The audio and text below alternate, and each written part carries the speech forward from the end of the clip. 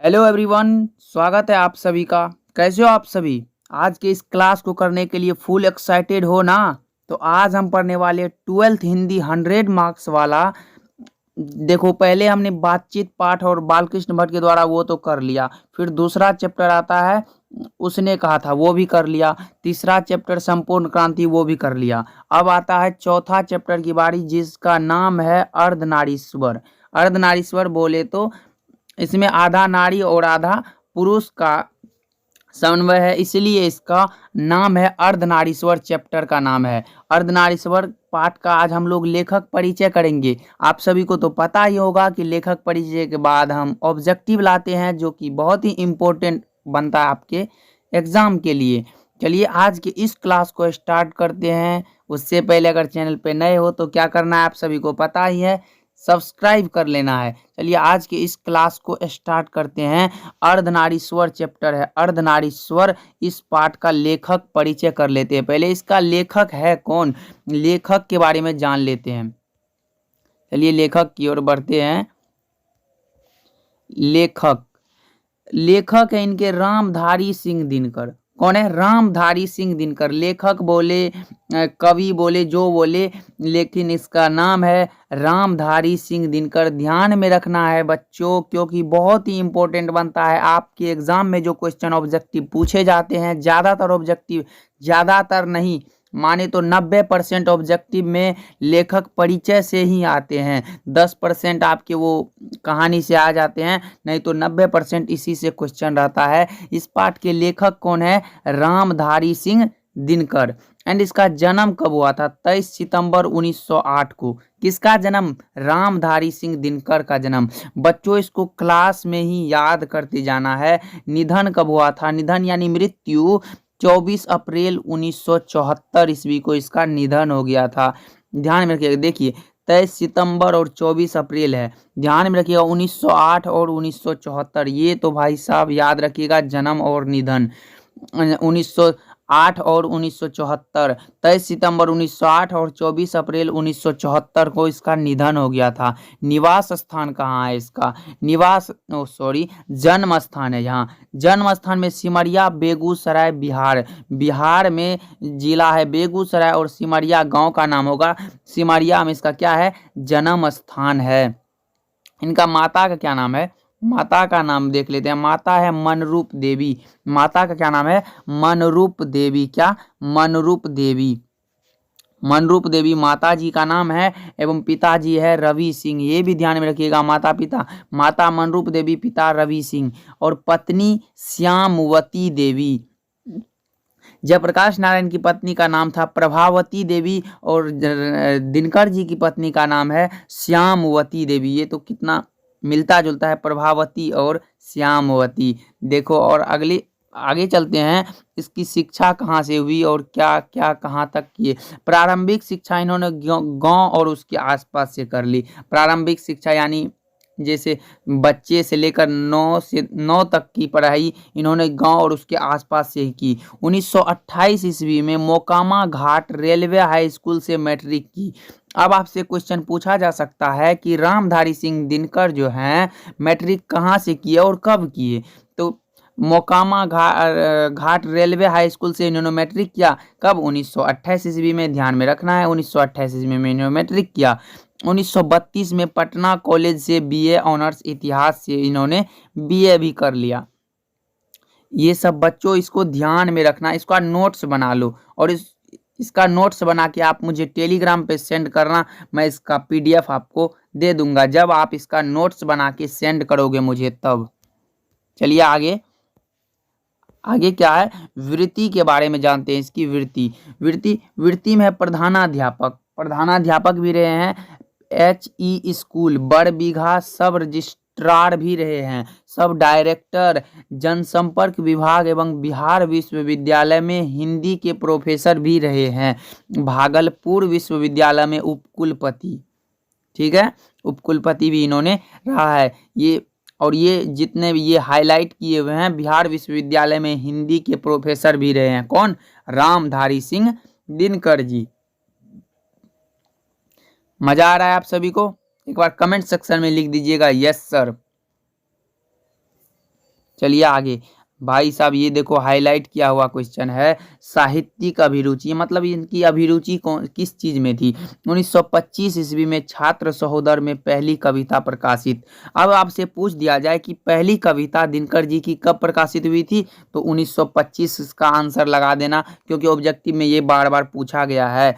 छात्र सहोदर में पहली कविता, अब पूछा जा सकता है कि 1925 में किस में, तो छात्र सहोदर में पहली कविता प्रकाशित हुई थी। देश, पटना, प्रकाश, बेगूसराय, प्रतिमा, किन्नौज में छात्र जीवन में अनेक रचनाएं इन्होंने प्रकाशित की थी। 21 वर्ष की अवस्था में पहली कविता इसकी प्रकाशित हुई थी। कब? 21 वर्ष की अवस्था में इनकी पहली कविता पुस्तक प्रणभंग।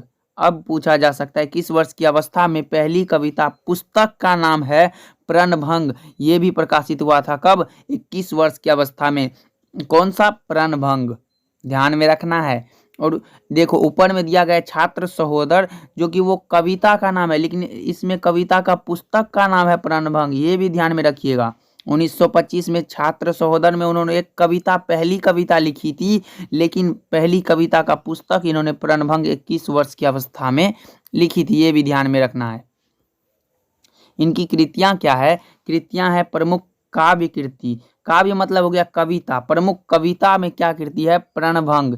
हाईलाइट किया हुआ क्वेश्चन है, ये ध्यान में रखिएगा। प्रणभंग कब किया गया था? 1929 ईस्वी में। प्रणभंग ऊपर में दिया गया था, पहली कविता पुस्तक है प्रणभंग, इन्होंने 1929 में लिखी थी। रेणुका 1935 में, हुंकार 1938 में।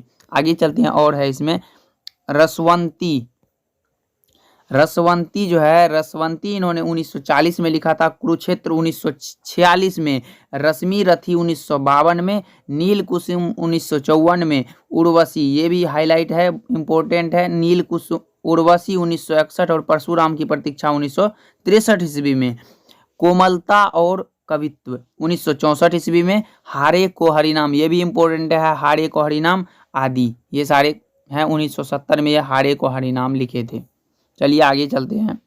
प्रमुख गद्य कृतियां, अब कहानी में है प्रमुख मिट्टी की ओर 1946 ईस्वी में। अर्धनारीश्वर, जो कि इस पाठ को हम पढ़ रहे हैं, अर्धनारीश्वर नाम है, जो कि 1952 में लिखा गया था। संस्कृति के 4 अध्याय, ये भी इम्पोर्टेंट है, 1956 में दिया गया था। काव्य की भूमिका 1958 में, और व्हाट पीपल 1961। शुद्ध कविता की खोज 1966। दिनकर जी की डायरी, दिनकर जी की डायरी आदि हैं 1973 में ये प्रकाशित हुआ था। चलिए आगे चलते हैं।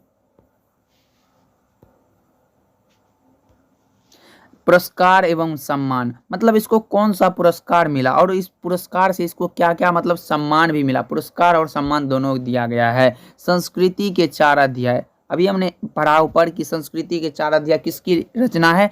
रामधारी सिंह दिनकर की, लेकिन इस पर इनको साहित्य अकादमी पुरस्कार मिला था। संस्कृति, ये बच्चों पूछा गया है सवाल कि संस्कृति के 4 अध्याय पर रामधारी सिंह दिनकर को कौन सा पुरस्कार मिला था, तो लगा देना है साहित्य अकादमी पुरस्कार। लेकिन एक और पूछा गया था कि उर्वशी पर कौन सा पुरस्कार मिला था, तो वो हो जाएगा भारतीय ज्ञानपीठ पुरस्कार। बहुत ज़्यादा इम्पोर्टेंट है, बार बार बोल रहा हूँ, ये बहुत ही ज़्यादा इम्पोर्टेंट। राज्यसभा के सांसद, पद्म भूषण एवं कई अलंकरणों से सम्मानित हुए।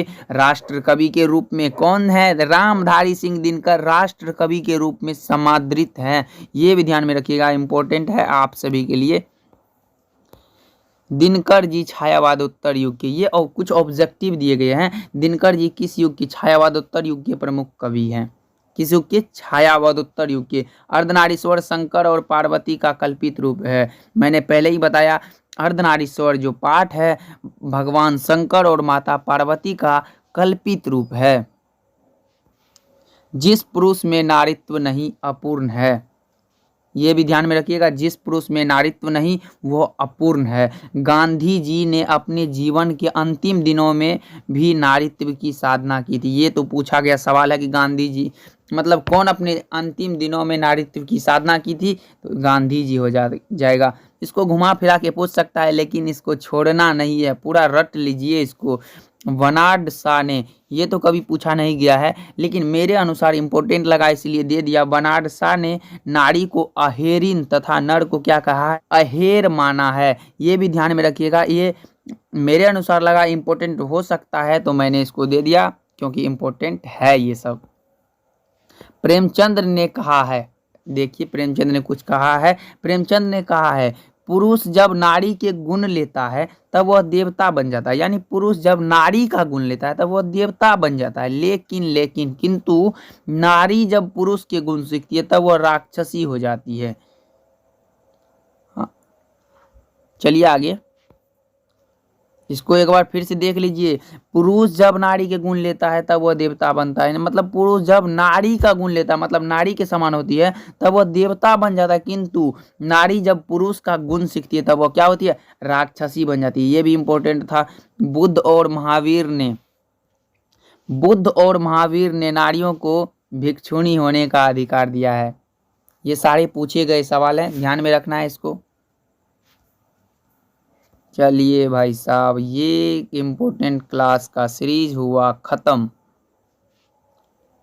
तो आपको क्या करना है, वीडियो ख़त्म हुआ, अब आप सभी को इसका नोट्स बनाना है। अरे भाई साहब, लाइक सब्सक्राइब नहीं चाहिए मुझे, आप सभी का प्यार, बस आप सभी इस क्लास को कर लिए बहुत, बस आप सभी को इसका नोट्स बना के आप सभी घर में इसको कम से कम आधे घंटे में तो इसको पढ़ लोगे। मुझे पता है आधे घंटे में आप सभी पूरा कंफर्म याद कर लोगे, इसलिए इसको जाके नोट्स बनाओ और पढ़ो मज़े से।